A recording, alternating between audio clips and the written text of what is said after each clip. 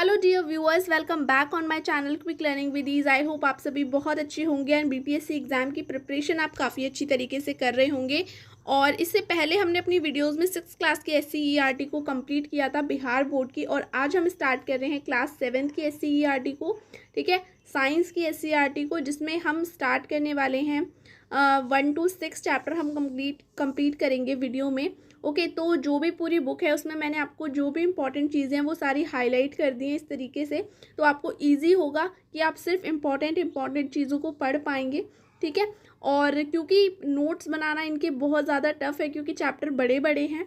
ठीक है, तो मैंने हाईलाइटेड पार्ट कर दिया है। इसकी PDF आपको जो पूरी बुक ख़त्म हो जाएगी तो आपको मेरे टेलीग्राम चैनल पे मिल जाएगी, पूरी हाईलाइट करी हुई मिल जाएगी, जिससे कि आपको लास्ट टाइम पे पढ़ने में बहुत ईजी होगा। ठीक है, एंड सिर्फ आप इसको सुन लीजिए, बहुत ज़्यादा टफ नहीं है। अगर आप सुनते भी रहेंगे तो आपकी बहुत अच्छी पूरी SCERT कंप्लीट हो जाएगी। तो स्टार्ट करते हैं।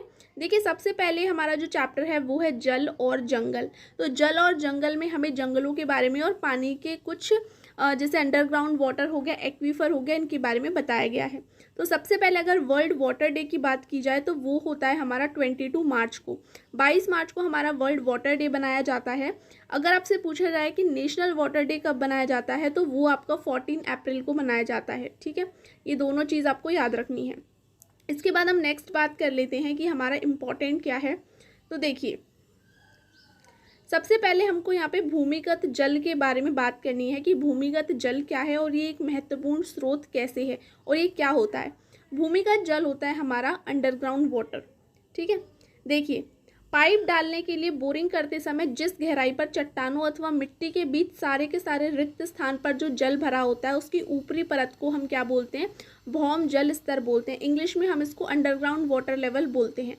ठीक है, तो देखिए, जब हम पाइप डालते हैं बोरिंग करने के लिए, जब हम बोरिंग करते हैं तो पाइप डालते हैं तो क्या होता है, जिस गहराई पे जो चट्टान है और मिट्टी है उसके बीच में जो रिक्त स्थान रहता है वहाँ पे जो जल भरा रहता है उसकी जो ऊपरी परत होती है उसको हम क्या बोलते हैं, तो भौम जल स्तर बोलते हैं। इस स्तर पृथ्वी की सतह से, ये जो स्तर है ये पृथ्वी की सतह से 1 मीटर से लेकर अनेक मीटर की गहराई में हो सकता है। और जो इस स्तर के नीचे जो पानी पाया जाता है उसको हम जल भौम कहते हैं, जिसको हम एक्वीफर बोलते हैं इंग्लिश में। ठीक है, तो हमारा भौम जल स्तर क्या हो गया, जो मिट्टी और चट्टानों के बीच में जो पानी पाया जा रहा है रिक्त स्थान में, वो हमारा अंडरग्राउंड वाटर लेवल हो गया। ठीक है, और जो अंडरग्राउंड वाटर लेवल के नीचे, ठीक है, नीचे पाए जाने वाला जो पानी है उसको हम क्या बोल रहे हैं, एक्वीफर बोल रहे हैं। इसके बाद देखिए, नेक्स्ट यहाँ पे 3 चीज़ों के बारे में बताया गया है, भौम जल, जलभर और भौम जल स्तर क्या होता है। भौम जल को बोलते हैं अंडरग्राउंड वाटर, जलभर को एक्वीफर एंड भौम जल स्तर को बोलते हैं अंडरग्राउंड वाटर लेवल। तो देखिए, हमने ये दोनों चीज़ तो जान ली, अब हम जलभर को जान लेते हैं। तो भौम जल स्तर मतलब कि भौम जल स्तर हो गया अंडरग्राउंड वाटर लेवल के जो नीचे हमारी मिट्टी होती है और जो कठोर चट्टानों की परत होती है उनके बीच में क्या होता है, जो दरारें होती हैं उनके बीच में कुछ जल संचित हो जाता है और उस संचित जल को हम क्या बोलते हैं, जलभर बोलते हैं। ठीक है, और इस जल को सामान्यतः हम नलकूपों द्वारा निकाला जाता है। ठीक है, तो नलकूपों द्वारा हमारा कौन सा जल निकाला जाता है, तो जलभर निकाला जाता है। ठीक है, तो ये आपको क्लियर हो गया। अब देखिए, भौम जल का स्तर क्यों गिर रहा है इसके बारे में पूछा गया है। तो देखिए, जब कम वर्षा होती है या वर्षा जल के रिसाव के लिए जो हमारी भूमि है वो कम पड़ रही है, क्यों पड़ रही है, क्योंकि क्या है, दिन ब दिन हम उसके ऊपर क्या है, घर मकान बना रहे हैं। ठीक है, बिजनेस करने के लिए क्या है, हमारा औद्योगिकरण बहुत ज़्यादा बढ़ गया है। ठीक है, हम पेड़ों को काट रहे हैं, उनकी जगह पे बिल्डिंग्स खड़ी कर रहे हैं। इस वजह से क्या है, जब वर्षा आती है तो उसके लिए एक प्रॉपर हमारी जो ज़मीन होनी चाहिए वो नहीं है। ठीक है, एक तो वर्षा भी कम होती है कुछ, और अगर वर्षा होती भी है तो हमारी क्या है, जो एक कहते हैं ना कि फॉरेस्ट जितने ज़्यादा होंगे तो उतना ज़्यादा वो क्या करेंगे, वाटर को एब्जॉर्ब करेंगे, मिट्टी ही तो एब्जॉर्ब करेगी। लेकिन जब हम उस पर पक्के घर बना देंगे तो क्या होगा, वो पानी क्या एब्जॉर्ब नहीं होगा। तो क्या है, इसी तरीके से जब पानी धरती के अंदर नहीं जाएगा तो क्या होगा, भौम जल स्तर में मतलब अंडरग्राउंड वाटर लेवल में क्या होगा, गिरावट आ जाएगी। ठीक है, तो यही सब इसमें बताया गया है। पृथ्वी की आंतरिक संरचना में भी परिवर्तन भी क्या है, भौम जल स्तर को प्रभावित करता है। ठीक है, तो ये आपको बताया गया था इसके अंदर। इसके बाद हम देख लेते हैं, ये चीज़ आपको याद रखनी है, अत्यधिक वर्षा से क्या है, अक्सर उत्तर बिहार में बाढ़ आ जाती है, उत्तर बिहार में बाढ़ आ जाती है। वहीं अगर दक्षिण बिहार की बात करें तो कम वर्षा के कारण जल की कमी हो जाती है और सूखा पड़ जाता है। तो आपको उत्तर और दक्षिण दोनों बिहार में क्या क्या होता है ये आपको याद रखना है। इसके बाद हम बात कर लेते हैं जल प्रबंधन की, यहाँ पे बात की गई है, ठीक है। तो देखिए जल प्रबंधन के लिए क्या क्या बातें की गई हैं। सबसे पहले यहाँ पे ड्रिप सिंचाई की बात की गई है, ठीक है, ड्रिप सिंचाई की यहाँ पे बात की गई है। तो ड्रिप सिंचाई होती क्या है, तो देखिए किसान अपने खेतों की सिंचाई के लिए जल की मितव्यता कर सकते हैं। इसमें क्या होता है, ड्रिप बूंद सिंचाई क्या होती है कि इसमें हम कम व्यास वाले पाइपों से जल पौधों की जड़ों तक पहुंचाया जाता है और जल की बर्बादी नहीं होती है। इसी प्रकार यदि नलकूपों के जल को पाइप द्वारा खेतों में ले जाकर स्प्रिंकलर द्वारा सिंचाई करने पर भी जल की खपत कम होती है। तो दो यहाँ पे जल प्रबंधन के तरीके बताए गए हैं, एक है हमारा ड्रिप बूंद सिंचाई और एक है हमारा स्प्रिंकलर सिस्टम, ठीक है। इसके बाद हम जंगलों की बात कर लेते हैं, ठीक है। नेक्स्ट टॉपिक है हमारा जंगल। जल के बारे में इतनी ही बातें थी। अब देखिए यहाँ पे इम्पॉर्टेंट है ये आप ज़रूर पढ़िएगा। ये बिहार के कुछ जंगलों के बारे में बताया गया है। तो क्वेश्चन यहाँ से ये पूछा जा सकता है कि बिहार में कौन सा जंगल है और कौन सा नहीं। तो देखिए जंगलों में पाई जाने वाली वन्य संपदा और जीव जंतुओं की सुरक्षा के लिए राज्य सरकार इन्हें आरक्षित घोषित कर दिया है। उदाहरण के लिए पश्चिम चंपारण जिले में क्या है, वाल्मीकि राष्ट्रीय उद्यान है एवं अभ्यारण्य है जो कि बाघ टाइगर के संरक्षण के लिए आरक्षित वन है।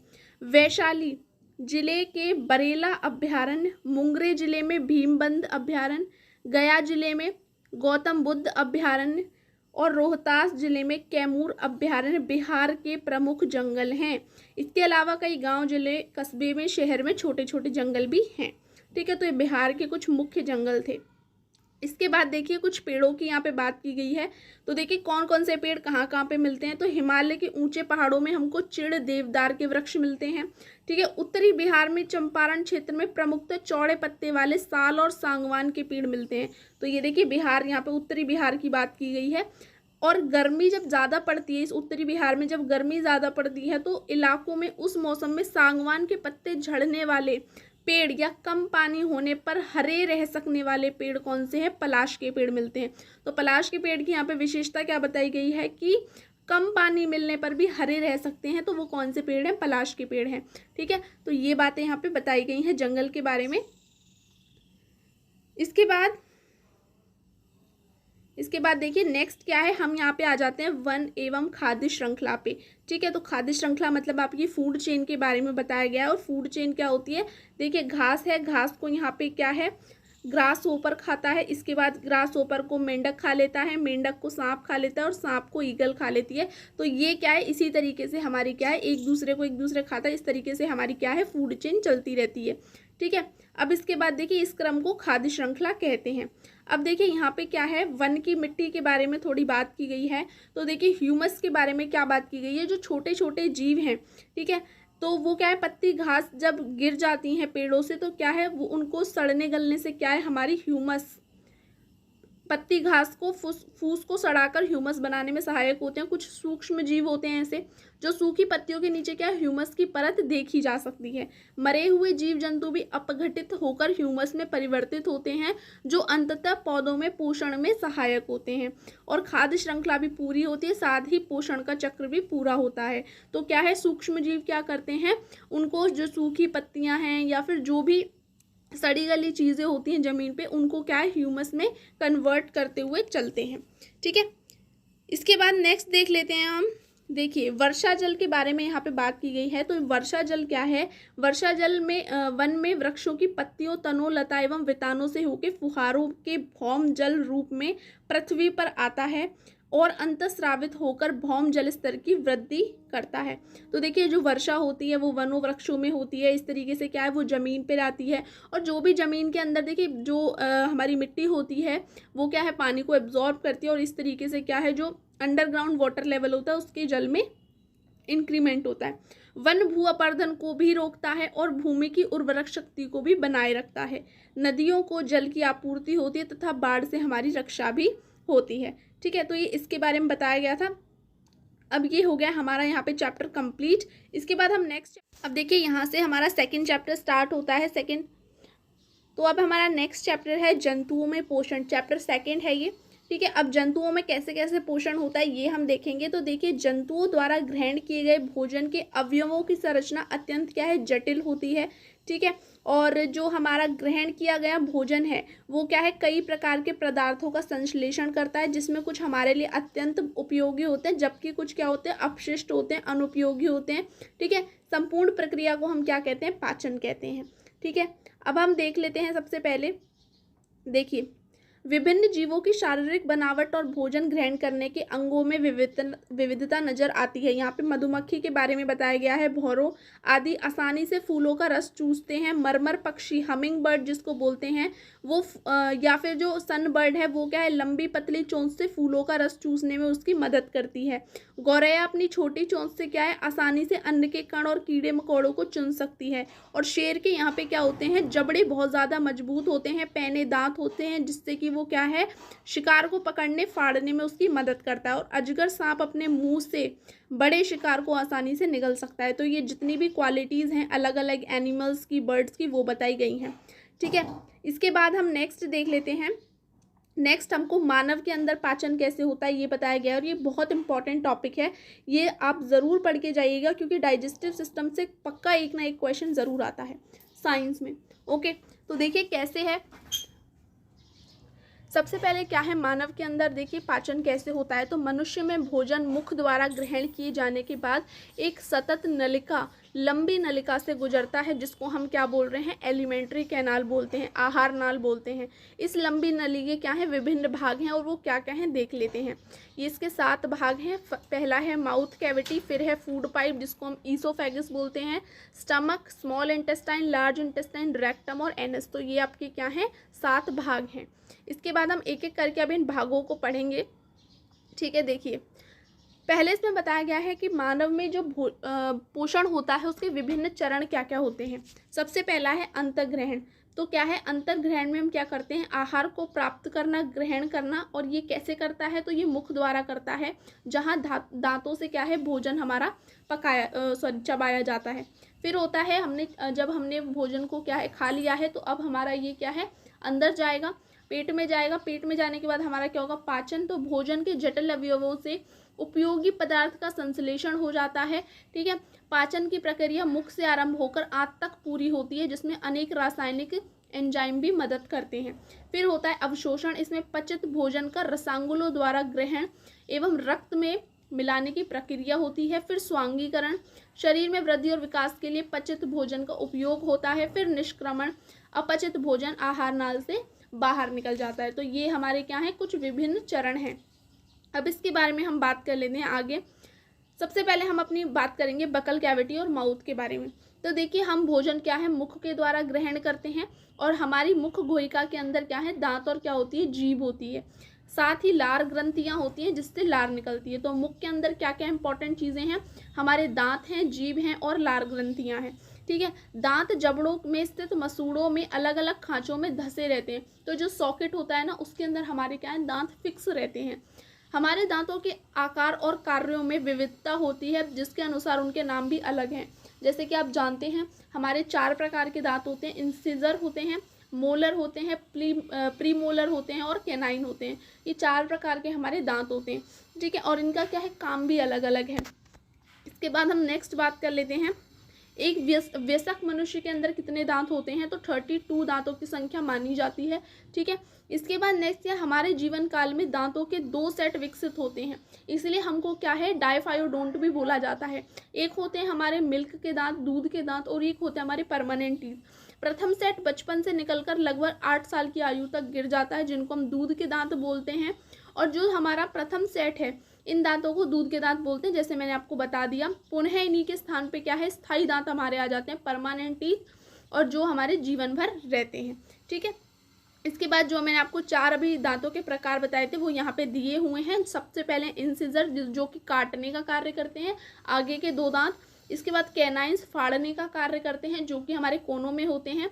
अग्र चवर्णक, पीसने और चबाने का काम करते हैं, जो कि हमारे साइड में होते हैं। चवर्णक, पीसने चबाने का काम, ये पीछे होते हैं, ठीक है। तो ये हमारे 4 प्रकार के दांत होते हैं। इसके बाद नेक्स्ट हम बात कर लेते हैं, हमारे दांतों के ऊपर एक परत पाई जाती है वाइट कलर की, जिसको हम एनिमल बोलते हैं, और ये हमारे शरीर का सबसे कठोरतम पदार्थ है। यह मुख्यतः कैल्शियम और एनिमल नामक लवण तथा प्रोटीन से बना होता है। ओके, इसके बाद क्या है, हमारा मुंह हमेशा गीला क्यों रहता है, ऐसा क्यों होता है? तो हमारे मुंह में क्या है, 3 जोड़ी लार ग्रंथियां होती हैं, जिससे लार स्रावित होता है। लार भोजन को मुलायम बनाने में मदद करता है। लार में पानी, लवण, चिकना म्यूकस होता है। भोजन का पाचन मुंह से ही लार में उपस्थित एंजाइम एमाइलेज द्वारा किया जाता है। एमाइलेज की सहायता से आरंभ हो जाता है, जो कि स्टार्च को शर्करा में बदल देता है।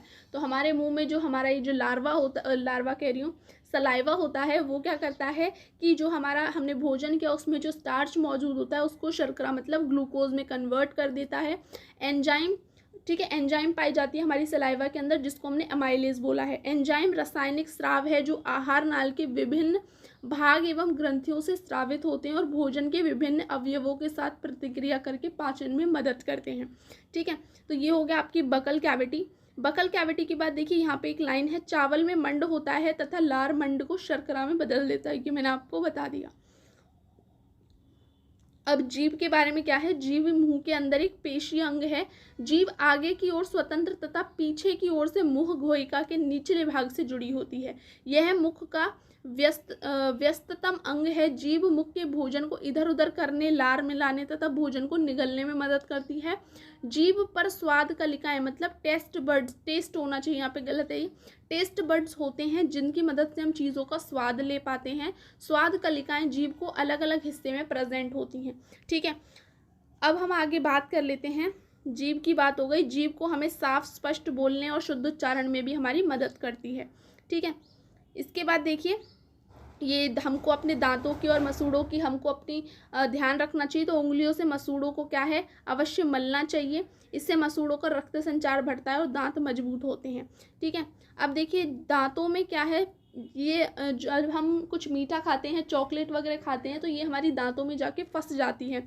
तो फिर क्या होता है, जीवाणु दांतों में फंसे अन्न कण को शर्करा को अम्ल में बदल देते हैं। ठीक है, अन्न कण में जो शर्करा होता है उसको क्या है, ये अम्ल में बदल देते हैं, एसिड में बदल देते हैं, जो दांतों की ऊपरी जो एनिमल होता है उसको डैमेज करते हैं तथा दांतों के बीच छेद बना देते हैं। मसूड़ों से रक्त और मवाद आने लगता है, मुख से दुर्गंध आने लगती है, धीरे धीरे दांत कमजोर होकर टूटने लगते हैं। ठीक है, तो क्या है, हम जब मीठा खाते हैं, मीठा खाने के बाद हमको हमेशा ब्रश करना चाहिए, क्योंकि क्या है, जो फंस जाता है उसमें क्या है, जो हमारे जीवाणु होते हैं वो क्या करते हैं, उसको अम्ल में परिवर्तित कर देते हैं। इसके बाद हमारी आ गई है बकल कैविटी, कंप्लीट हो गई है। ईसोफेगस आ गया है, भोजन नली या फिर ग्रसिका बोलते हैं जिसे, फूड पाइप। ठीक है, तो देखिए भोजन नली लंबी है, पतली है, मांसल संरचना है, जो कि मुख गुहिका को अमाशय से जोड़ती है। ठीक है, तो हमारी जो मुख गुहिका है उसको अमाशय से जोड़ने का काम कौन करता है, तो ईसोफेगस करता है। मुख द्वारा चबाया हुआ भोजन ग्रास नली या फिर ग्रसिका में जाता है। ग्रास नली की मांसपेशियों में संकुचन होता रहता है। तो देखिए जो ईसोफेगस है उसके अंदर क्या है, कॉन्स्ट्रिक्शंस होते रहते हैं। ये जो हमारा बॉल होता है, फूड का जो बॉल होता है, उसको क्या है, कॉन्स्ट्रिक्शन की वजह से, ठीक है, वो क्या करता है, नीचे ले जाने का काम करता है। ठीक है, इस संकुचन के कारण भोजन नीचे की ओर सरकता हुआ अमाशय तक पहुंचता है। कभी कभी आपने देखा होगा, महसूस किया होगा कि खाते समय क्या होता है, कुछ समय बाद हमें उल्टी हो जाती है। भोजन अमाशय तक नहीं पहुंचता या अमाशय द्वारा स्वीकार नहीं किया जाता, अर्थात भोजन नाल में भोजन को पेशियों द्वारा अमाशय के बिल्कुल उल्टी दिशा यानी मुंह की ओर चला जाता है। संभवतः इसी कारण हमको उल्टी हो जाती है। तो जब हमारा कभी कभी क्या होता है, खाते ही हमको उल्टी क्यों हो जाती है, कि हमारा जो हमने भोजन खाया वो क्या है, अमाशय द्वारा स्वीकार नहीं किया जाता और वो वापस से ऊपर की ओर आके हमें उल्टी हो जाती है। अब इसके आगे हम देख लेते हैं। देखिए यहाँ पे क्या बताया गया है, ग्रसिका में वायु और भोजन मार्ग एक ही होते हैं। अब देखिए जो हमारा ईसोफेगस है इसके अंदर क्या है, हमारा जो विंड पाइप है और फूड पाइप है वो एक ही है। ठीक है, अब क्या है, वास्तव में श्वास नली के ऊपर एक मांसल संरचना होती है जिसे एपिग्लॉटिस कहते हैं। अब देखिए क्या होता है कि हमारा खाना विंड पाइप में ना जाए, मतलब जो जिससे हमारी वायु आ रही है, वायु आ जा रही है, उसमें ना जाए, तो एक ढक्कन प्रेजेंट होता है जिसको हम एपिग्लॉटिस बोलते हैं। ठीक है, जो कि क्या करता है, यह वाल्व की तरह काम करती है। जब हम भोजन को ग्रहण करते हैं तो श्वास नली को ढक लेती है। जब हमने भोजन खाया तो ये क्या है, एपिग्लॉटिस जो विंड पाइप है उसको ढक लेगी और हमारा खाना भोजन नाल में जाए, जिससे कि, ठीक है, तथा भोजन को भोजन नली में चला जाता है। लेकिन कभी कभी ऐसी स्थिति उत्पन्न हो जाती है जब हम तेज़ी से खाना खाते हैं कि अचानक से खांसी, छींक, हिचकी आ जाती है, तो आपको घुटन महसूस होती है। ऐसा संयोगवश भोजन कणों के श्वास नली में जाने के कारण होता है। कभी कभी हम जल्दी भोजन खा रहे होते हैं, हमको छींक आ जाती है, खांसी आ जाती है, तो हमारा वो भोजन भोजन नली में ना जाके उसके कुछ कण हमारे वायु नली में चले जाते हैं और हमको क्या है, छींकें आने शुरू हो जाती हैं, घुटन सी महसूस होने लगती है। ठीक है, तो ये हो गया आपका ईसोफेगस। अब बात आ जाती है हमारे स्टमक की, अमाशय की। और ईसोफेगस क्या कर रहा था, हमारा मुख नली को हमारे स्टमक से ही जोड़ रहा था। अमाशय क्या है, एक आहार नाल का सबसे चौड़ा भाग है। यह मोटी दीवार वाली थैलीनुमा मांसल संरचना है जो चपटी और यू आकार का होता है। ये आप गलत यहाँ पे यू लिख रहा है, इसको आप जे शेप्ड करिएगा। जो स्टमक होता है वो हमारा जे शेप्ड होता है, ना कि यू शेप्ड होता है। ठीक है, इससे होकर भोजन छोटी आंत तक पहुंचता है। तो हमारा स्टमक से भोजन कहाँ पे जाएगा, स्मॉल इंटेस्टाइन में जाएगा। अमाशय के आंतरिक भाग में पाचक रस, श्लेष्मा, म्यूकस तथा हाइड्रोक्लोरिक एसिड क्या होता है, स्रावित होता है। तो हमारा जो स्टमक है उसके अंदर क्या क्या पाया जा रहा है, म्यूकस पाया जा रहा है और HCl पाया जा रहा है, हाइड्रोक्लोरिक एसिड। और जो स्टमक का शेप है वो क्या है, जे शेप्ड का होता है। ठीक है, इसके बाद देखिए जो हमारा म्यूकस है, श्लेष्मा अमाशय के आंतरिक स्तर को सुरक्षा देता है। तो ये क्या है, स्टमक की क्या है, सुरक्षा करता है म्यूकस। और जो हाइड्रोक्लोरिक एसिड है वो भोजन के साथ आए जीवाणुओं को नष्ट करता है तथा माध्यम को अम्लीय बनाता है। इससे पाचक रसों को क्रिया करने में सहायता मिलती है। पाचक रस भोजन के प्रोटीन भाग को अमीनो अम्ल जैसे सरल पदार्थों में तोड़ देते हैं। ठीक है, तो यहाँ पे ये छिद्रयुक्त पेट की कहानी बताई गई है। इसको आप एक बार बुक में खुद से पढ़ लीजिएगा। डॉक्टर बूमोंट के बारे में यहाँ पे बताया गया, जिन्होंने एक मरीज का इलाज कर रहे थे, तो उन्होंने छेद छोड़ दिया था। और छेद छोड़ने के बाद क्या हुआ था, उन्होंने देखा कि भोजन का क्या होता है। उन्होंने एक छोटी सी खिड़की बना दी थी। तो ये आपने पढ़ी होगी ये वाली कहानी। अब हम बात कर लेते हैं छोटी आंत की। छोटी आंत देखिए क्या है, छोटी आंत लगभग 6 से 7 मीटर लंबी होती है। कुंडलित संरचना है इसमें। यकृत, अग्नाशय तथा स्वयं इसकी दीवारों से स्राव प्राप्त होते हैं।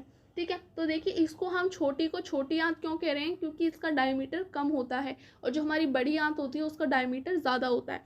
ठीक है, अब देखिए यकृत से हमें कौन सा स्राव मिलता है। ठीक है, तो देखिए गहरे लाल भूरे रंग की यकृत मानव शरीर की सबसे बड़ी ग्रंथि है। सबसे बड़ी ग्रंथि कौन सी है शरीर की, तो वो है लिवर। यह अमाशय के ऊपरी भाग में दाहिनी ओर स्थित होती है। ये लाइंस आपको बिल्कुल याद रखनी है। ये मैंने ज़्यादा हाईलाइट नहीं किया, मैंने टिक लगा दिए हैं इन सब पे, ये इंपॉर्टेंट है। ठीक है, तो देखिए और पित्त रस स्रावित करती है। और स्रावित क्या करती है, पित्त रस, जो एक थैलीनुमा संरचना पित्ताशय में संग्रहित होता है। पित्तरस वसा के पाचन में महत्वपूर्ण भूमिका निभाता है। तो यकृत क्या है, हमारी सबसे बड़ी बॉडी की ग्रंथि क्या है, लिवर है। ये गहरे और भूरे लाल रंग का होता है। ये क्या करता है, जो हमारा स्टमक है उसके क्या है, राइट साइड में, जो ऊपर स्टमक के ऊपर जो राइट साइड है वहाँ पे स्थित होता है। और ये क्या है, पित्तरस को स्रावित करता है। और जो पित्तरस है वो पित्ताशय में क्या है, थैलीनुमा संरचना में संग्रहित होता है। पित्तरस क्या करता है, जो फैट्स होते हैं उनको डाइजेस्ट करने में हेल्प करता है। नेक्स्ट आ जाता है अग्नाशय।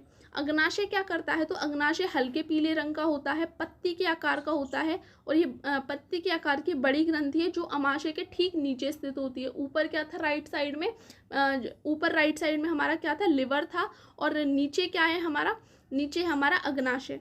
ठीक है, इससे स्रावित अग्नाशयिक प्रोटीन कार्बोहाइड्रेट और वसा पर क्रिया करके उन्हें सरल रूपों में बदल देता है। अब छोटी आंत की दीवारों से प्राप्त स्राव। ठीक है, तो छोटी आंत की दीवारों से क्या है, आंत रस आंशिक रूप से पचे हुए भोजन पर क्रिया करके उसे पूर्ण रूप से पचाता है। इस प्रकार छोटी आंत कार्बोहाइड्रेट, सरल शर्करा, ग्लूकोज में प्रोटीन, अमीनो अम्ल तथा वसा अम्ल को ग्लिसरॉल में बदल जाता है। तो जो छोटी आंत के अंदर, जो छोटी आंत है उसकी जो दीवारें होती हैं वो क्या करती हैं, वो एक आंतरस को क्या है, स्रावित करती हैं, जो कि क्या है, जो आंशिक रूप से पचा हुआ भोजन है। ठीक है, उसको क्या है, उस पर क्रिया करती है और उसको पूर्ण रूप से पचाती है। ठीक है, और जो कार्बोहाइड्रेट, सरल शर्करा, ग्लूकोज, प्रोटीन, अमीनो अम्ल जो भी हैं, ये वसा अम्ल, इनको ग्लिसरॉल में बदलती है। ठीक, तो ग्लिसरॉल में कौन बदल रहा है, जो कार्बोहाइड्रेट, अमीनो एसिड और प्रोटीन है उनको छोटी आंत की दीवारें। इसके बाद है छोटी आंत में पचे भोजन का अवशोषण कैसे होता है। तो देखिए छोटी आंत में अवशोषण छोटी आंत की आंतरिक भित्ति दीवार से होता है। आंतरिक भाग में उंगलियों जैसी समान उभरी हुई संरचनाएं होती हैं जिसे दीर्घरोम या रसांगुल कहते हैं। दीर्घरोम पचे भोजन के अवशोषण के लिए तल क्षेत्र बढ़ा देता है। तो क्या बोलते हैं इसको, ये हमारी विलायें होती हैं, ठीक है, इंग्लिश में इनको विलायें बोला जाता है, ठीक है। तो ये क्या करती हैं, जो पचा हुआ भोजन है उसके अवशोषण के लिए तल क्षेत्र को बढ़ा देती हैं, ठीक है। इनमें क्या है, सूक्ष्म रुधिर वाहिकाओं का जाल फैल जाता है। अवशोषित भोजन इन रुधिर वाहिकाओं की सहायता से शरीर के विभिन्न भागों तक पहुंचता है। अनेक जटिल पदार्थों को के बनने में उनका उपयोग होता है, ठीक है। और इस प्रक्रिया को हम क्या बोलते हैं, तो इस प्रक्रिया को हम स्वांगीकरण बोलते हैं। अब श्वसन के क्रम में कोशिकाओं के स्थित ग्लूकोज का विघटन ऑक्सीजन की सहायता से कार्बन डाइऑक्साइड और जल में होता है तथा ऊर्जा मुक्त होती है, ठीक है।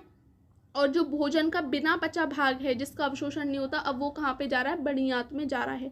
आपको याद रखना है इंटेस्टाइन में क्या हो रहा है, इंटेस्टाइन की जो हमारी विलायें हैं, मतलब कि जो उंगली के समान जो संरचनाएं हैं वो क्या कर रही हैं, तो वो ये कर रही हैं कि ये क्या कर रही हैं, एक तो ये क्या करती हैं कि जो हमारा अवशोषित भोजन है उनके लिए तल क्षेत्र बढ़ा रही हैं, आपको ये याद रखना है। दूसरा क्या कर रही हैं कि ये क्या है, भोजन जो हमारी फिर ब्लड वेसल्स होती हैं, रुधिर वाहिकाएं होती हैं, उससे क्या है विभिन्न भागों में पहुंचता है, ठीक है। तो ये उसको भोजन को पचाने में, जो थोड़ा बहुत बचा भोजन है उसको पचाने में मदद करती हैं, प्लस क्या करती हैं, तल क्षेत्र बढ़ा देती हैं, और फिर जो ब्लड वेसल से क्या है वो हमारी बॉडी में जाता रहता है, ठीक है। अब जो बिना पचा भोजन रह गया है वो हमारी लार्ज इंटेस्टाइन में आ जाएगा। लार्ज इंटेस्टाइन क्या होती है, अपेक्षाकृत छोटी होती है, ठीक है, छोटी होती है लेकिन चौड़ी ज़्यादा होती है। इसकी लंबाई 1.5 मीटर होती है। इसके द्वारा अपचित भोजन से जल और कुछ लवणों को अवशोषित किया जाता है। बाकी बचा हुआ अपचित पदार्थ क्या होता है, मलाशय में चला जाता है। यहाँ पे क्या है, जहाँ समय समय पर गुदा द्वार मल के रूप में बाहर निकाल दिया जाता है। इस प्रक्रिया को हम निष्कासन बोलते हैं, ठीक है।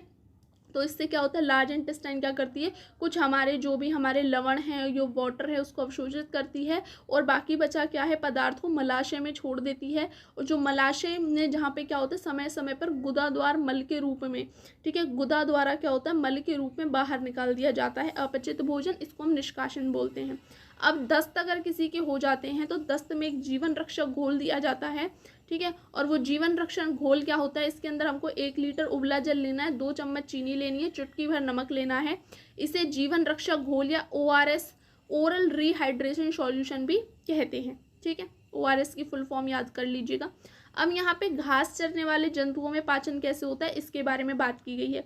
जैसे गाय, भैंस, बकरी हो गई, तो ये क्या करती हैं, पौधों से प्राप्त अधिकांश पोषक तत्वों में सेलुलोज की प्रधानता नहीं होती। घास में भी सेलुलोज की प्रचुर मात्रा पाई जाती है, ठीक है। तो यहाँ पे ये बताया जाए, जो भी हमारे जैसे घास हो गई, जो पेड़ पौधे होते हैं, हरे पेड़ पौधे, उनमें सेलुलोज की क्या है, मात्रा बहुत ज़्यादा होती है। इनका अमाशय क्या होता है, इनका जो स्टमक होता है, ऐसे जो घास चरने वाले एनिमल्स होते हैं उनका 4 भागों में बटा होता है स्टमक। पहला भाग सबसे बड़ा होता है जिसको रूमेन कहा जाता है। निगला हुआ घास प्रथम अमाशय रूमेन में इकट्ठा होता है। तो ये अमाशय के सबसे पहले भाग रूमेन में जाके ये घास इकट्ठी हो जाती है। यहाँ भोजन का आंशिक पाचन होता है और इसे जुगाली या कड़ कहते हैं। जुगाली करते हैं जो जानवर वो, ठीक है। इन जंतुओं में सेलुलोज का पाचन कुछ जीवाणुओं की सहायता से होता है। ये जीवाणु रूमेन में होते हैं। अमाशय के बाद भोजन छोटी आंत और वहाँ से बड़ी आंत में जाता है। इसके बाद देखिए, छोटी और बड़ी आंत के बीच एक थैलीनुमा संरचना होती है जिसको हम सीकम बोल रहे हैं, ठीक है, सीकम बोल रहे हैं। इसमें क्या होता है, इसके अंदर कुछ जीवाणु होते हैं। मनुष्य की अधनाल बहुत छोटी होती है और ये जीवाणु अनुपस्थित रहते हैं। तो जो हम मनुष्यों में क्या होता है, जो सीकम होता है बहुत ज़्यादा छोटा होता है, इसलिए हम क्या है, हम इस हमारे अंदर क्या होता है, जीवाणु अनुपस्थित होते हैं, इसलिए हम सेलुलोज को पचा नहीं पाते। अतः मनुष्य सेलुलोज का पाचन नहीं कर पाते। मनुष्य के पाचन संस्थान में सेलुलोज रेशेदार पदार्थ के रूप में रह जाता है, ठीक है।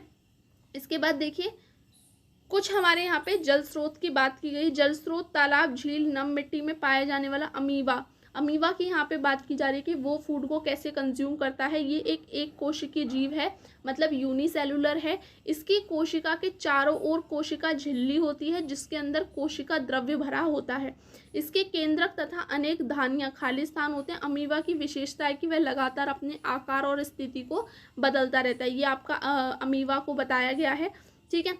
इसके बाद देखिए, इसमें क्या है, अधिक उंगली जैसे उभार निकलते हैं जिससे पादप कृत्रिम स्यूडोपोडिया कहते हैं। तो ये इस तरीके से कुछ अमीवा होता है, इसकी ये जो इस तरीके की ये जो उंगलियों वाली स्ट्रक्चर होती है इनको हम क्या बोलते हैं, स्यूडोपोडिया बोलते हैं। अमीवा का जो आहार है सूक्ष्म जीव जैसे जीवाणु, कवक आदि हैं। यह जब ये भोजन के संपर्क में आता है तो ये क्या करता है, उसके आसपास अपने जो स्यूडोपोडिया उनको विकसित करके भोजन को चारों तरफ से घेर लेता है। दोनों ओर से विकसित जो स्यूडोपोडिया हैं वो आपस में मिलके एक हो जाते हैं। भोजन इस तरह क्या है, जो खाद्य धानी है बंद होकर अमीबा की कोशिका के अंदर चला जाता है। ठीक है, अब नेक्स्ट क्या है, फिर क्या उस भोजन से पाचक रसों का स्राव होता है जो खाद्य पदार्थ पर क्रिया करते हैं उन्हें सरल पदार्थों में बदल देते हैं। इस प्रकार पचा हुआ भोजन धीरे धीरे अवशोषित हो जाता है। अमीबा की वृद्धि, रखरखाव और उसकी संख्या वृद्धि गुणन में मदद करता है। और जो बिना पचा हुआ भोजन होता है वो अपशिष्ट पदार्थ खाद्यान्नी से होकर कोशिका द्वारा बाहर निकाल दिया जाता है। ठीक है, तो ये था आपका कंप्लीट चैप्टर। ठीक है, और इसके बाद हम नेक्स्ट चैप्टर करते हैं। थर्ड है हमारा ऊष्मा, थर्ड चैप्टर है जो कि हमारा, अब ऊष्मा में क्या है, हमको हीट के बारे में बताया गया है।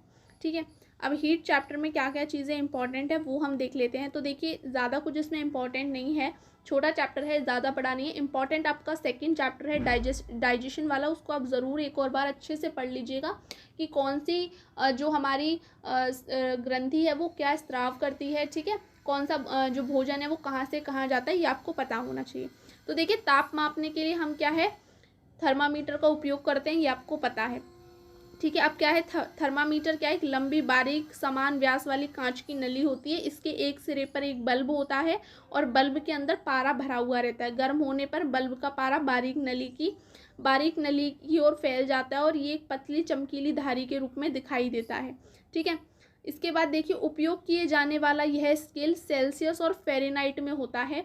डॉक्टरी थर्मामीटर में हम 35 डिग्री से लेके 42 डिग्री तक और 94 फ़ारेनहाइट से लेके 108 फ़ारेनहाइट तक ही माप सकते हैं। ठीक है, तो ये आपको ये जो चीज़ है ना कि कौन से थर्मामीटर से हम कितने से कितना नाप सकते हैं ये आपको पता होना चाहिए। ठीक है, इसके बाद नेक्स्ट हम देख लेते हैं, जो प्रयोगशाला में भी एक थर्मामीटर होता है, एक होता है डॉक्टर वाला थर्मामीटर, एक होता है लेबोरेटरी थर्मामीटर। तो ये थर्मामीटर क्या है, 10 डिग्री सेल्सियस से लेके 110 डिग्री सेल्सियस तक होता है जो कि प्रयोगशालाओं में यूज़ किया जाता है। इसके बाद नेक्स्ट देख लेते हैं हम, नेक्स्ट है कि डॉक्टरी थर्मामीटर को मुंह से बाहर निकालने पर पारा का तल तुरंत नीचे क्यों गिर जाता है। तो डॉक्टरी थर्मामीटर में बल्ब के आगे ऊपर एक किंक लगी होती है और यह पारे को अपने आप नीचे गिरने से रोकता है, इसलिए क्या है, पारे का जो तल है वो तुरंत नीचे नहीं गिरता। ठीक है, इसके बाद देखिए, और जो आजकल के जो चिकित्सक हैं उनके द्वारा डिजिटल थर्मामीटर का प्रयोग किया जाता है जिसमें पठन अंकों में दिखाई देता है।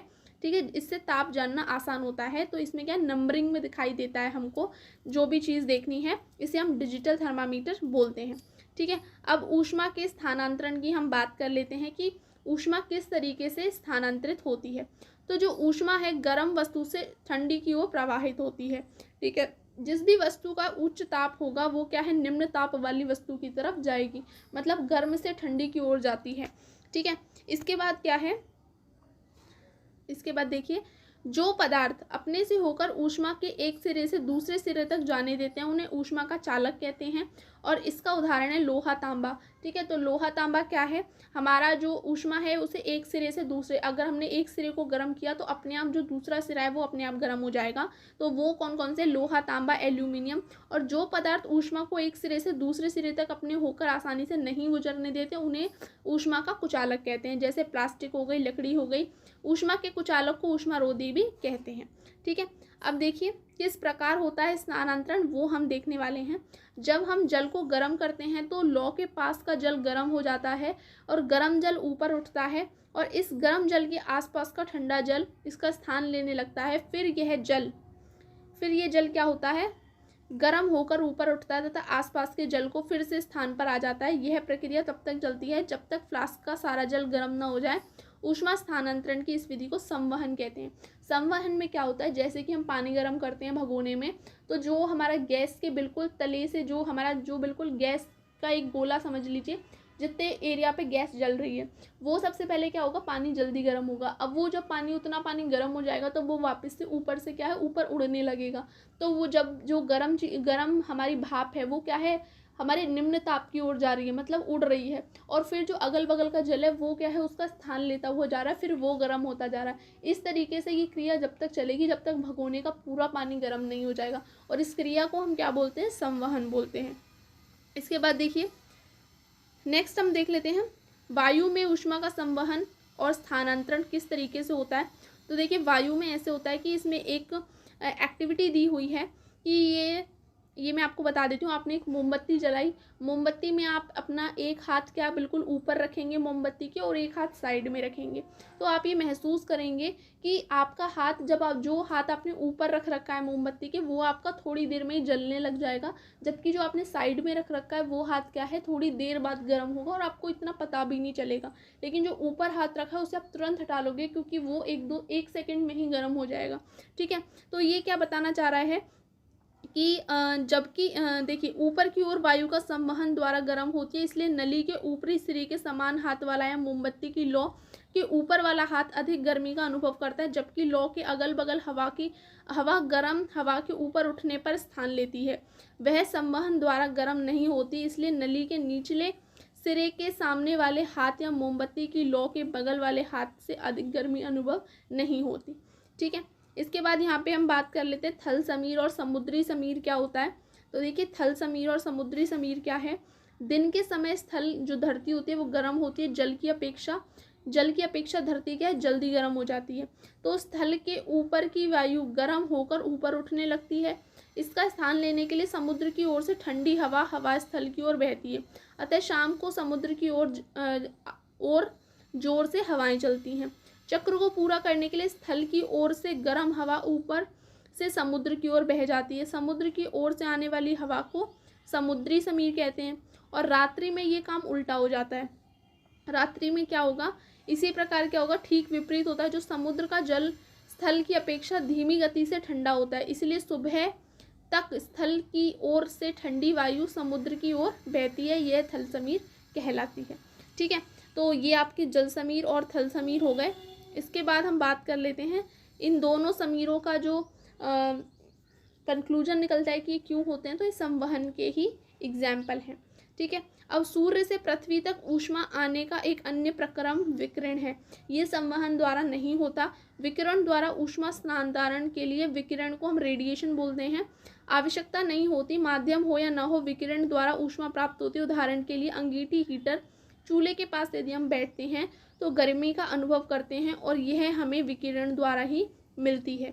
ठीक है, अब देखिए सभी गर्म वस्तुएं विकिरण द्वारा ऊष्मा छोड़ती हैं। यह विकिरण प्रकाश की किरणों के रूप में होता है जिन्हें हम देख नहीं सकते।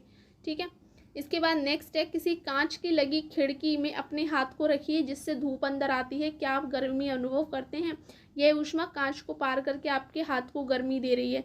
ऊष्मा के अवशोषण के कारण वस्तु का ताप बढ़ जाता है। विकिरण ऊष्मा के अवशोषण के लिए आवश्यक है कि अवशोषित करने वाली वस्तु का निम्न ताप पर होना चाहिए। तो ये क्या है, आपको बता रहा है कि जब हम कांच पे हाथ रखते हैं तो सूर्य से जो रोशनी आती है तो वो कांच क्या है, उसको अवशोषित कर लेता है और हमको गर्मी का अनुभव होता है। ठीक है, इसके लिए ये ज़रूरी है कि जो हमारा कांच है वो निम्न ताप पे होना चाहिए, मतलब रूम टेम्परेचर पे होना चाहिए। ऐसा नहीं वो पहले से बहुत ठंडा है, पहले से बहुत ज़्यादा गर्म है, निम्न ताप पे होना चाहिए। ठीक है, अब सर्दियों में पहनने वाले हमारे वस्त्रों के बारे में बात की गई है यहाँ पे। तो हम सर्दियों में मोस्टली क्या है, ऊनी वस्त्र पहनते हैं और गर्मियों में कॉटन के कपड़े पहनते हैं। तो देखिए गहरे रंग के जो कपड़े होते हैं वो हमारी क्या है, ज़्यादा गर्मी को एब्जॉर्ब करते हैं और सर्दियों में क्या है, गहरे रंग के वस्त्र पहनना हमको सुखद लगता है। सफ़ेद और हल्के रंग के वस्त्र अधिकांश हम गर्मियों में पहनते हैं क्योंकि ये क्या करते हैं, हमारी जो भी विकिरण है, जो भी रेडिएशन है उसको परावर्तित कर देते हैं। और गर्मियों में सफ़ेद तथा हल्के रंग के वस्त्र हमको अधिक आनंद देते हैं, जबकि सर्दियों में हम क्या करते हैं, ऊनी वस्त्र पहनते हैं या फिर डार्क कलर के कपड़े ज़्यादा पहनते हैं। तो ऊनी जो कपड़े होते हैं उनके रेशों के बीच में क्या है, हमारी वायु रहती है जो हमारे शरीर को ऊष्मा को परिवेश में विकृत होने से रोकती है। ठीक है, तो क्या है, हमारी जो हवा है ना, वो गर्मी है, हीट है, वो ट्रैप हो जाती है उनके रेशों में। ठीक है, और बाहर नहीं जाती, अतः हमें उष्णता का अनुभव होता है। अधिक सर्दी में हमें मोटे कंबल की जगह 2 पतले कंबलों को एक के ऊपर एक दूसरे मतलब एक के ऊपर एक ओढ़कर हम पसंद करते हैं, क्योंकि यहाँ पे दोनों कंबलों के बीच क्या होती है, हमारी वायु की परत ट्रैप हो जाती है। ठीक है, तो ये आपको चैप्टर 4 आपका गति और समय है। इसके अंदर आपको कुछ नहीं, बस आपको फॉर्मूले याद करने हैं। फिजिक्स का चैप्टर है, बहुत ईजी चैप्टर है, और इसमें मैं आपको कुछ भी ज़्यादा हाईलाइटेड नहीं है, सिर्फ आपको फॉर्मूला याद करना है। यहाँ पे आपसे गति निकालने का फॉर्मूला वगैरह पूछा जा सकता है। तो देखिए यहाँ पे क्या है, समय का मात्रक क्या होता है, समय की मूल इकाई क्या है, सेकंड है, जिसको हम एस से डिनोट करते हैं। समय के बड़े मात्रक मिनट तथा घंटा है। ठीक है, चाल क्या होती है, स्पीड क्या होती है, ये आपको बताया गया है। तो देखिए चाल को, औसत चाल बताने के लिए फॉर्मूला क्या है, तय की गई कुल दूरी बटे कुल दूरी तय करने में लगा हुआ समय। यदि दूरी को किलोमीटर में और समय को घंटों में नापा जा रहा है तो चाल की इकाई किलोमीटर तथा घंटा होगी। ये आपको सिर्फ ये फॉर्मूला याद रखना है। इससे क्वेश्चन एवरेज स्पीड आपसे अगर पूछी जाती है तो वो आपको निकालनी आनी चाहिए। ठीक है, इसके बाद जो वाहन होते हैं, जो दूरी जितनी उन्होंने तय की है उसे क्या है, पथगामी ओडोमीटर से द्वारा नापा जाता है। ये जो आपके स्कूटी हो गई, बाइक हो गई, उस पर लगा होता है, इसको बोलते क्या है, इसको ओडोमीटर बोलते हैं। ठीक है, ये आपने कितनी दूरी चली ये बताता है। इसके बाद इस चैप्टर में कुछ भी इंपॉर्टेंट नहीं है, सिर्फ आपको एवरेज स्पीड निकालनी आनी चाहिए। ठीक है, एवरेज स्पीड का फॉर्मूला आपको पता होना चाहिए। और यही था आपका 4th चैप्टर। नेक्स्ट चैप्टर करते हैं 5th चैप्टर। चैप्टर 4 आपका गति और समय है। इसके अंदर आपको कुछ नहीं, बस आपको फॉर्मूले याद करने हैं। फिजिक्स का चैप्टर है, बहुत ईजी चैप्टर है, और इसमें मैं आपको कुछ भी ज़्यादा हाईलाइटेड नहीं है, सिर्फ आपको फॉर्मूला याद करना है। यहाँ पे आपसे गति निकालने का फॉर्मूला वगैरह पूछा जा सकता है। तो देखिए यहाँ पे क्या है, समय का मात्रक क्या होता है, समय की मूल इकाई क्या है, सेकंड है, जिसको हम एस से डिनोट करते हैं। समय के बड़े मात्रक मिनट तथा घंटा है। ठीक है, चाल क्या होती है, स्पीड क्या होती है, ये आपको बताया गया है। तो देखिए चाल को, औसत चाल बताने के लिए फॉर्मूला क्या है, तय की गई कुल दूरी बटे कुल दूरी तय करने में लगा हुआ समय। यदि दूरी को किलोमीटर में और समय को घंटों में नापा जा रहा है तो चाल की इकाई किलोमीटर तथा घंटा होगी। ये आपको सिर्फ ये फॉर्मूला याद रखना है। इससे क्वेश्चन एवरेज स्पीड आपसे अगर पूछी जाती है तो वो आपको निकालनी आनी चाहिए। ठीक है, इसके बाद जो वाहन होते हैं, जो दूरी जितनी उन्होंने तय की है उसे क्या है, पथगामी ओडोमीटर से द्वारा नापा जाता है। ये जो आपके स्कूटी हो गई, बाइक हो गई, उस पर लगा होता है, इसको बोलते क्या है, इसको ओडोमीटर बोलते हैं। ठीक है, ये आपने कितनी दूरी चली ये बताता है। इसके बाद इस चैप्टर में कुछ भी इंपॉर्टेंट नहीं है, सिर्फ आपको एवरेज स्पीड निकालनी आनी चाहिए। ठीक है, एवरेज स्पीड का फॉर्मूला आपको पता होना चाहिए। और यही था आपका 4th चैप्टर। नेक्स्ट चैप्टर करते हैं 5th चैप्टर, 5 पदार्थों में रासायनिक परिवर्तन। ठीक है, तो पदार्थों में रासायनिक परिवर्तन में सबसे पहले हम यहाँ पे क्रियाकलाप देख रहे हैं, और इन क्रियाकलाप की जो रिएक्शन है ये आपको याद रखनी है। ठीक है, ये बहुत ज़्यादा इंपॉर्टेंट है, तो मैं आपको डायरेक्ट वही बता देती हूँ। यहाँ पे जैसे हमने कॉपर सल्फेट का एक विलयन लिया CuSO4 और Fe हमने जब बनाया, इनकी रिएक्शन करवाई तो हमको क्या मिलता है, तो हमको FeSO4 मिलता है और Cu जो कि हमारा भूरे कलर का होता है। हमें इसे हम रासायनिक समीकरण भी कहते हैं, यह गणित के समीकरण से अलग है। देखिए ये क्या है, जब आपको ये याद रखना है कि अगर हम कॉपर सल्फेट के सॉल्यूशन के अंदर अगर हम आयरन को मिला रहे हैं तो हमको क्या मिलेगा, तो ये क्वेश्चन पूछ लिया जाता है, या फिर ये रिएक्शन कंप्लीट करने के लिए पूछ लिया जाते हैं। तो क्या क्या बनेगा, FeSO4 बनेगा और हमारा कॉपर बनेगा जो कि भूरे कलर का होगा। ठीक है, तो ये आपको रिएक्शन याद रखनी है। और ये केमिकल रिएक्शन है। क्यों है ये केमिकल रिएक्शन, रासायनिक अभिक्रिया है। ठीक है, सॉरी रासायनिक चेंज है, मतलब केमिकल चेंज है, क्योंकि यहाँ पे हमने जो दो चीज़ें ली थी उन दोनों को मिलाने के बाद हमको नई चीज़ें मिल रही हैं। ऐसा नहीं है सेम टू सेम मिल रही हैं। अब जो हमको FeSO4 मिला है ना तो वो कम्प्लीटली CuSO4 जैसा है, ना वो कम्प्लीटली आयरन जैसा है। ठीक है, तो ये हमको क्या है, एक डिफरेंट चीज़ मिली है, और डिफरेंट चीज़ जब हमको मिलती है तो वो क्या होता है, केमिकल चेंज होता है। ठीक है, इसके बाद नेक्स्ट हम देख लेते हैं। देखिए यहाँ पे भी एक एक्टिविटी दी हुई है, तो ये एक्टिविटीज़ आपको अच्छे से पढ़ लेनी है एक बार। देखिए खाने का सोडा सोडियम बाइकार्बोनेट। ठीक है, इसके अंदर जब हम नींबू का रस मिला रहे हैं तो हमको कार्बन डाइऑक्साइड और अन्य पदार्थ मिल रहे हैं। ठीक है, कार्बन डाइऑक्साइड और चूने के पानी के बीच अभिक्रिया को यहाँ पे बताया गया। तो कार्बन डाइऑक्साइड में जब हम चूने का पानी, मतलब चूने के पानी में जब हम कार्बन डाइऑक्साइड मिलाते हैं तो हमको क्या मिलता है, कैल्शियम कार्बोनेट मिलता है और पानी मिलता है। जब कार्बन डाइऑक्साइड को चूने के पानी में प्रवाहित किया तो कैल्शियम कार्बोनेट बनता है, जिससे चूने का पानी दूधिया रंग का हो जाता है। चूने के पानी का दूधिया हो जाना कार्बन डाइऑक्साइड का मानक परीक्षण भी है। ठीक है, तो ये आपसे पूछा जा सकता है कि अगर हमने चूने के पानी, हमको अगर कार्बन चेक करनी है तो कार्बन का मानक परीक्षण के लिए हम क्या करेंगे, जो चूने का पानी है उसके अंदर हम कोई गैस डालते हैं। गैस डालने के बाद अगर वो दूधिया रंग की हो जाती है, इसका मतलब है उसके अंदर वो गैस क्या है, कार्बन डाइऑक्साइड है हमारी। ठीक है, इसके बाद नेक्स्ट हम देख लेते हैं कार्बन डाइऑक्साइड की कहानी को देख लेते हैं। तो कार्बन डाइऑक्साइड की जो कहानी है, इसमें आपको साइंटिस्ट के नेम याद रखने हैं कि उन्होंने क्या क्या काम किए थे। ठीक है, तो देखिए सबसे पहले कार्बन डाइऑक्साइड की खोज की दिशा में जो पहला महत्वपूर्ण कार्य है वो जॉन हेलमोंट ने किया था। ठीक है, जॉन हेलमोंट ने क्या है, कुछ क्या किए थे, ऐश था और जो चारकोल है उसके वास्तविक द्रव्यमान में काफ़ी कम था। उस प्रकार उन्होंने कोई निष्कर्ष निकाला कि क्या है, जो अदृश्य जिन्होंने उन्होंने गैस का नाम दिया। ठीक है, मतलब उन्होंने ये, आप मान लीजिए कि उन्होंने ज़्यादा काम नहीं किया इस पर। स्टार्टिंग में अगर बोला जाए कि CO2 पे सबसे पहला काम किसने किया, तो वो जॉन हेलमोंट ने किया है, जिन्होंने क्या किया था कि एक बंद पात्र में चारकोल को जलाया और उन्होंने पाया कि जलने के बाद बची राख का द्रव्यमान और जो चारकोल का वास्तविक द्रव्यमान है वो अलग, मतलब कम था। ठीक है, इस आधार पर उन्होंने यह निष्कर्ष निकाला कि चारकोल के द्रव्यमान में हुई कमी एक अदृश्य पदार्थ में परिवर्तित हो गई है, जिसे उन्होंने गैस का नाम दिया। उसमें सूक्ष्म जीवों द्वारा फर्मेंटेशन के कुछ अन्य प्राकृतिक प्रक्रियाओं जैसे श्वसन भी गैस बनाने की पहचान की। तो इन्होंने सबसे पहले कार्बन डाइऑक्साइड पे काम किया, तो इनका नाम आप याद रखिएगा बस। ठीक है, इसके बाद जो अच्छा मतलब ज़्यादा काम जिसने किया है वो आप सेकंड पर्सन का नाम आप याद रखेंगे, जो कि है जोसेफ ब्लैक।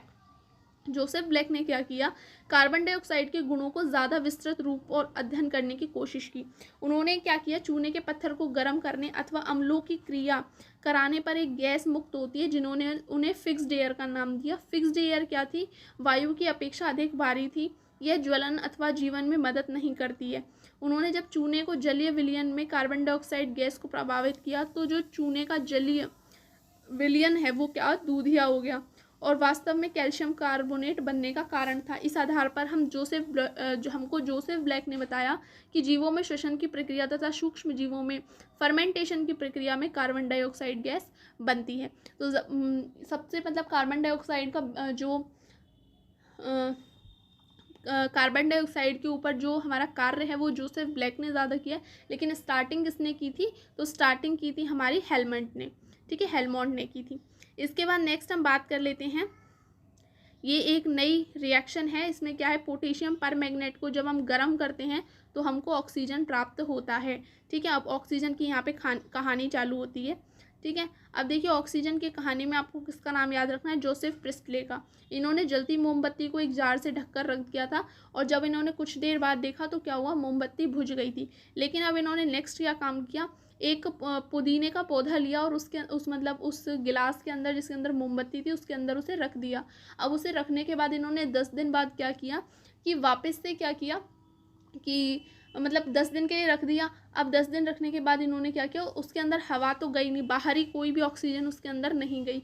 और जब इन्होंने दोबारा जलाया इस मोमबत्ती को 10 दिन बाद, और जलाया भी कैसे, ऐसा नहीं कि उसे उठा के गिलास को फिर जलाया। ठीक है, इन्होंने क्या है, एक लेंस के द्वारा, यहाँ पे बताया गया है कि उन्होंने किसके द्वारा करा था, मोमबत्ती को जलाने के लिए जार को नहीं हटाया था, बाहर से ही लेंस की मदद से उसे जलाया था। ठीक है, अब जब पुदीना का जो पेड़ है वो 10 दिन उसके अंदर रहा तो क्या मिला, प्रिस्टले ने निष्कर्ष निकाला कि पुदीने ने हवा को फिर से शुद्ध कर दिया है। आज हम कह सकते हैं कि मोमबत्ती के जलने से ऑक्सीजन खर्च हो गई थी और कार्बन डाइऑक्साइड बन गई थी। ठीक है, उस दिन क्या हुआ था, हमारी कार्बन डाइऑक्साइड नहीं बनी थी और बत्ती बुझ गई थी। लेकिन आज क्या हो गई, ऑक्सीजन खर्च हुई। क्यों खर्च हुई, कि जो हमारा ऑक्सीजन क्या है, मोमबत्ती ने यूज़ करी और जो वो पुदीने का पेड़ था उसने क्या दिया, उसने ऑक्सीजन दी थी और कार्बन डाइऑक्साइड बन गई थी यहाँ पे। ठीक है, इसके बाद क्या है, पुदीने की टहनी ने इस कार्बन डाइऑक्साइड का इस्तेमाल करके ऑक्सीजन पैदा की, इसलिए मोमबत्ती फिर से जल सकी। फ्रांस के एतान लेवाइजे ने भी प्रिस्टले को सुना। तो इसमें जो ऑक्सीजन में सबसे ज़्यादा काम किसने किया, प्रिस्टले में किया है। कार्बन डाइऑक्साइड में सबसे पहला काम हेलमोंट ने किया था, लेकिन सबसे ज़्यादा हमको जानकारी या फिर कार्बन डाइऑक्साइड के बारे में हमको किसने बताया, तो जोसेफ ब्लैक ने बताया। ठीक है, ये आपको याद रखना था। अब इसके बाद हम देख लेते हैं और क्या इंपॉर्टेंट है, ये आपकी जितनी भी रिएक्शन है इस चैप्टर में वो आप ज़रूर एक बार लिख के याद कर लीजिएगा किस चीज़ से क्या बनता है। तो CuSO4 के अंदर जब हम चूने के पानी में कॉपर सल्फेट को मिला रहे हैं तो हमको ये मिल रहा है कॉपर हाइड्रोक्साइड और कैल्शियम सल्फेट। ठीक है, फिर हम जो कॉपर हाइड्रोक्साइड है उसको गर्म करने पर हमको CuO कॉपर ऑक्साइड मिल रहा है जो कि काले रंग का होता है। ठीक है, तो काले रंग का अवक्षेप हमको कब मिलेगा, जब हम क्या करेंगे, कॉपर हाइड्रोक्साइड को गर्म करेंगे तो हमको मिलेगा। ठीक है, इसके बाद देखिए, इसके बाद इसके अंदर फिजिकल चेंज और केमिकल चेंज के बारे में बताया गया, रासायनिक परिवर्तन और हमारे भौतिक परिवर्तन के बारे में। मैं आपको वैसे ही बता देती हूँ। तो देखिए, जो हमारे रासायनिक परिवर्तन होते हैं वो होते हैं कि जब हम किसी दो चीज़ों की क्रिया कराएं और हमको कोई नई चीज़ मिले, वो होते हैं हमारे रासायनिक परिवर्तन। और भौतिक परिवर्तन वो होते हैं कि जब हमने दो चीज़ों को मिलाया, हमने कुछ भी किया लेकिन क्या है, हमको कोई नई चीज़ नहीं मिली। ठीक है, जैसे हमने ईंट ली, ईंट को हमने छोटे छोटे टुकड़ों में तोड़ दिया, अब वो क्या है, ये हमारा फिजिकल चेंज है। हमने जब उसे तोड़ा तो ऐसा नहीं है कि वो कुछ नया बन गया है, तो वो अभी भी ईंट ही, तो ये क्या है, हमारा भौतिक परिवर्तन है। ठीक है, अब देखिए यहाँ पे बात की गई है, यहाँ पे बात की गई है यहाँ पे बात की गई है, देखिए लोहे का भूरा पड़ना, रस्ट की बात की गई है। रस्ट की बात क्या है, तो देखिए रस्ट कब पड़ती है, ये भूरे और लाल रंग का पदार्थ जमा हो जाता है जब क्या है, जंग लगने के लिए ऑक्सीजन और जल अथवा जलवाष्प दोनों की उपस्थिति अनिवार्य है। जब ही हमारे जो सामान है उस पर जंग लग जाती है, ऑक्सीजन और जल, नमी होगी अगर हमारे वातावरण में तो जंग लग जाती है। नमी और ऑक्सीजन की उपस्थिति में ही जंग लगता है। वास्तव में यदि वायु में आर्द्रता की मात्रा अधिक हो, अर्थात नमी अधिक हो, तो जंग जल्दी लगती है। ठीक है, समुद्र तट के निकट जो भी लोहा होता है वो जल्दी से जंग लगता है। लवणयुक्त जल जंग लगने की प्रक्रिया की दर को, रेट को इंक्रीज कर देता है। इसके बाद देखिए, हम जंग की रोकथाम कैसे कर सकते हैं, तो लोहे के पदार्थ को पेंट, ग्रीस की परत चढ़ाकर या क्रोमियम अथवा जस्ता जैसे जिंक की धातु की परत चढ़ाकर हम वस्तु को क्या है, जंग से बचा सकते हैं। अब देखिए, जब हम लोहे पर जिंक की परत को चढ़ाते हैं तो इस प्रक्रिया को हम यशद लेपन या फिर गैल्वेनाइजेशन बोलते हैं। स्टेनलेस स्टील लोहे में कार्बन और क्रोमियम, निकलेट तथा मैग्नीज जैसी धातुओं को मिलाकर बनाया जाता है, इसमें जंग नहीं लगती। ठीक है, मैंने पूरी आपको बुक हाईलाइट करके दे रखी है, आप इजीली इसको एक बार पढ़ सकते हैं दोबारा से। ठीक है, इसके बाद देखिए, इसके बाद यहाँ पे इम्पॉर्टेंट ये है जो आपको देखना है, ये जो गुब्बारा है, पहले गुब्बारा फूला हुआ था, अब ये ऐसा हो गया, तो ये गुब्बारा क्या है, भौतिक परिवर्तन है। ऐसा नहीं है गुब्बारा पिचकने के बाद कुछ और बन गया। ठीक है, तो ये क्या है, आपका भौतिक परिवर्तन है। अब जैसे कि क्या है, ये आपका जो पानी है ये भाप बन के उड़ रहा है, तो भाप बन के उड़ रहा है। ठीक है, तो भाप में क्या है, भाप बन के उड़ रहा है, तो ये क्या है आपका, ये भी भौतिक परिवर्तन है। इसके बाद ये आपका यहाँ पे चैप्टर कंप्लीट हो जाता है पूरा। नेक्स्ट चैप्टर है 6 जो कि है पौधों में पोषण। तो पौधों में पोषण कैसे होता है, सब जानते हैं कि फोटोसिंथेसिस के द्वारा होता है। ठीक है, अब इसमें इम्पॉर्टेंट क्या क्या है, देखिए यहाँ पे है आपका टॉपिक ये प्रकाश संश्लेषण और पौधों में भोजन बनाने की निर्माण की प्रक्रिया। तो देखिए इसके अंदर क्या है, वैसे ही पौधों का जो पौधों को सूर्य की रोशनी से ऊर्जा प्राप्त होती है। ठीक है, मुख्यतः पौधे के हरे भाग इस ऊर्जा को संग्रहित करने की क्षमता होती है। पत्तियों का हरा रंग उनमें जो उपस्थित होता है, क्या उपस्थित होता है, क्लोरोफिल के द्वारा होता है। सूर्य की ऊर्जा का संग्रह करने में क्लोरोफिल पत्तियों की सहायता करता है। पौधों द्वारा इस ऊर्जा का उपयोग जल और कार्बन डाइऑक्साइड की सहायता से खाद्य संश्लेषण में होता है, मतलब फोटोसिंथेसिस में होता है। खाद्य संश्लेषण सूर्य के प्रकाश से प्राप्त ऊर्जा से होता है, अतः इस प्रक्रिया को प्रकाश संश्लेषण भी कहते हैं। ठीक है, प्रकाश संश्लेषण हो गया आपका फूड सिंथेसिस। ठीक है, इसके बाद नेक्स्ट हम देख लेते हैं, यहाँ पे कुछ प्रकाश संश्लेषण की कहानी बताई गई, कभी मिट्टी कभी पानी इसके अंदर। तो इसमें इम्पॉर्टेंट क्या है, जो हमारे महान दार्शनिक थे अरस्तु का मानना था कि पौधे सड़ी गली चीज़ों का अवशोषण कर बढ़ते हैं। अरस्तु का विचार अनुभवों पर आधारित था, लेकिन सन 1648 में बेल्जियम के एक वैज्ञानिक जॉन बैप्टिस्ट हेलमोंट ने इसे दिशा में पहला प्रयोग किया। ठीक है, तो इन्होंने प्रयोग किया कि जोसेफ प्रिस्टले, ये जोसेफ प्रिस्टले अभी हमने इससे पहले वाले चैप्टर में बात की थी, जिन्होंने ऑक्सीजन की कहानी के बारे में ऑक्सीजन का पता लगाया था। ठीक है, तो ये आप याद रख सकते हैं। इसके बाद इन्होंने जोसेफ प्रिस्टले ने क्या बताया कि ऑक्सीजन के बारे में बताया। ठीक है। इसके बाद क्या है, प्रिस्टले का ये निष्कर्ष पे पहुंचे कि सभी जो हरे पौधे हैं हवा को शुद्ध करने का क्षमता रखते हैं, क्योंकि उन्होंने पुदीने का पौधा रखा था उसके अंदर।